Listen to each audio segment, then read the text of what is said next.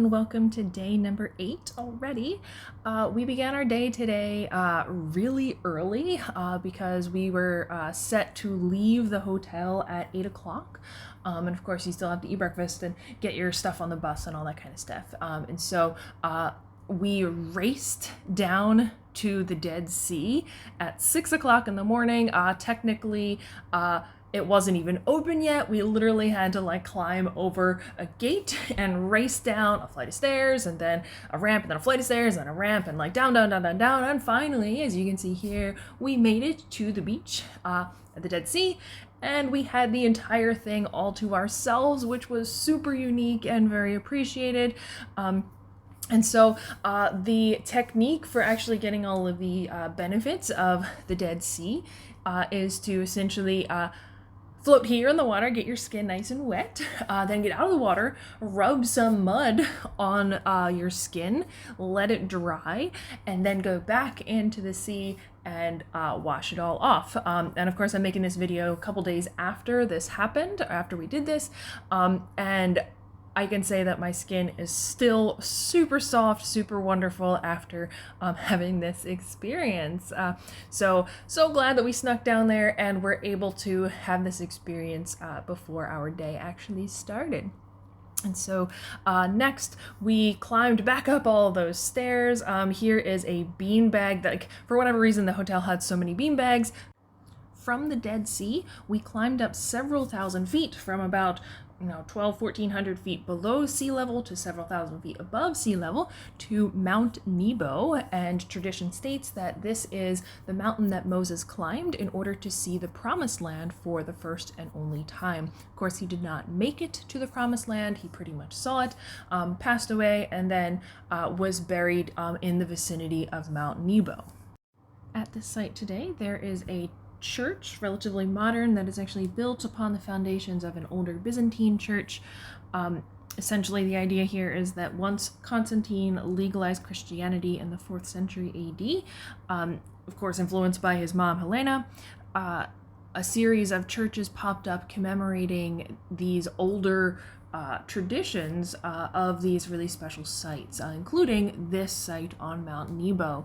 And so, there's a Byzantine church, and then that gets knocked down by an earthquake or falls down, and then another church is built on top of it, and then another one on top of that, and that's kind of a theme that we see throughout the Holy Land so far. This particular site was named by Pope John Paul II as an official pilgrimage site, although it has been traditionally held as a site on the route to see all of these important places within the Holy Land for really quite some time. The final thing to note is this monument built to show us the 3 individuals that tradition holds experienced transfiguration, so Jesus, Elijah, and Moses. At our next stop, we watched some mosaics being built. This foundation is sponsored by Queen Noor of Jordan, and it is to support individuals with disabilities as well as supporting women.